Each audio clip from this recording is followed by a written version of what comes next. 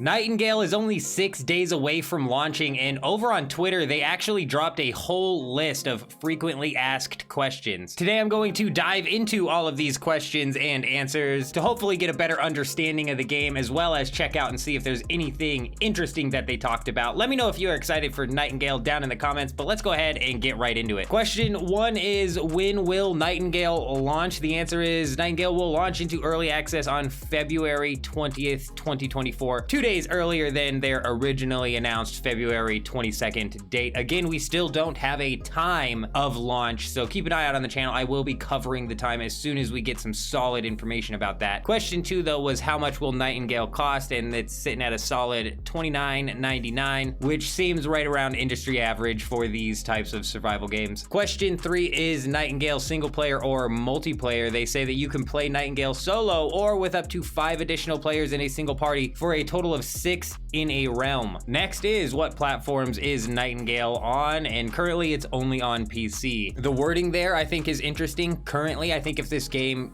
grabs anybody's attention, I could very easily see this being ported over to Xbox or PlayStation. Let me know down in the comments if you are a console player and you're bummed out that you're not going to be playing Nightingale, at least at launch. But the next question is Nightingale played in first person only? They say Nightingale started off in first person only mode, and that continues to be the default mode of the game. But based on significant community feedback, they began working on a third person mode in 2022 and officially added it to the game in June of 2023. Third person mode should be largely functional at launch, but may experience a few more visual bugs than the first person mode. First person survival games, let me know how you guys feel about this, but I prefer third person in my survival games, and I don't know why. But the next question, will Nightingale work on Steam Deck? They are currently working on Steam Deck compatibility, and hopefully will provide an update ahead of early access, so a bit of a non-answer there. Next one is, does Nightingale require an internet connection? The unfortunate answer to this is yes. Nightingale requires a constant internet connection to keep players linked to the realms. They say that their vision for Nightingale is to create a unique shared world realmscape where players are able to seamlessly travel between realms solo or together. The next question is, what are realm cards? They say that realm cards are the main way that these realm walkers open the portal network. Players will be able to craft them based on materials that they find in the environment, and these will be able to affect several things in the realm that they travel to. Next question, will I be able to play Nightingale on a controller? The answer is that partially. There's gonna be controller support at launch. Some menu and in-game actions are gonna need you to run that keyboard and mouse though. Next up, kind of in the same line, does Nightingale support key rebinding? They say the vast majority of in-game options will have single key remapping available. Next question here. This is an interesting question, especially with all of the controversy surrounding Pal World. The question is, will there be dedicated servers? They say we will have official dedicated servers as part of the game offering, but we will not have the typical private server support for the initial early access launch. All right, so I might actually play through this clip here on the video where this lady from the development team over at Nightingale talks about what they mean by official dedicated servers, because honestly, even after listening to her, I'm very confused. I don't know if they're going to be running official servers in the same capacity that Pal World is attempting to run official servers. Some parts of what she's talking about really make it sound like that, but other parts kind of make it sound like you're not able to open up your own private server. You have to run off of what is their official servers, right? So you can't use a third party to run a server. That's really what I'm thinking they're getting at here.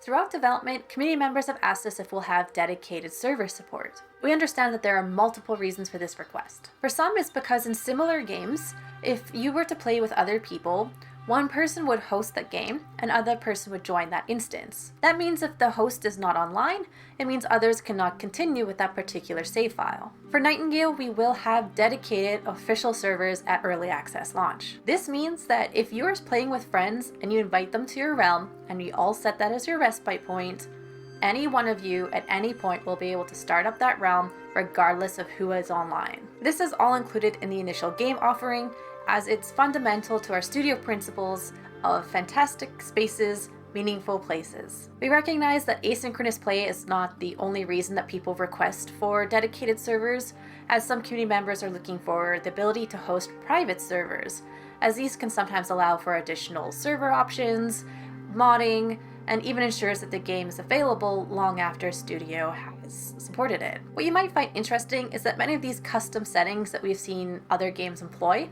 are built into our realm card system.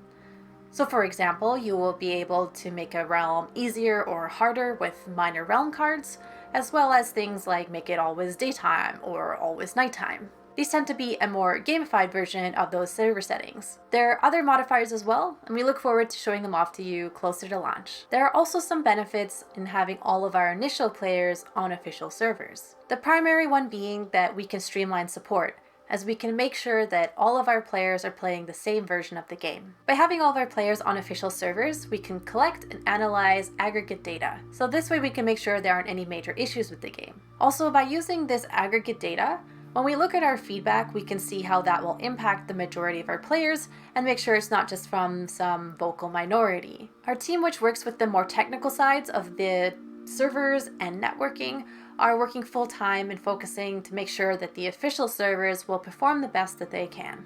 As we go through early access, we should be able to share some more concrete information on the availability of private servers, as well as when they can be implemented. Let me know down in the comments if you guys have any insight as to that, like I said. But let's go ahead and move on to the next question. Will you support community mods? They say, we won't be officially supporting community mods for early access launch of this game, but this is something we hope to revisit throughout development. That's interesting. I'm never too big into the mods and whatnot. Let me know down in the comments if you are, and that's somewhat of a deal breaker for you. But let's move on to the last question here, which is, I'm a content creator. Do you have an official partnership program? They say they are currently building one out. Please sign up so we can keep you on our list. PlayNightingale.com/community. So if you happen to be a content creator out there and you're interested, check that out. I might have to swing by and see what that's all about.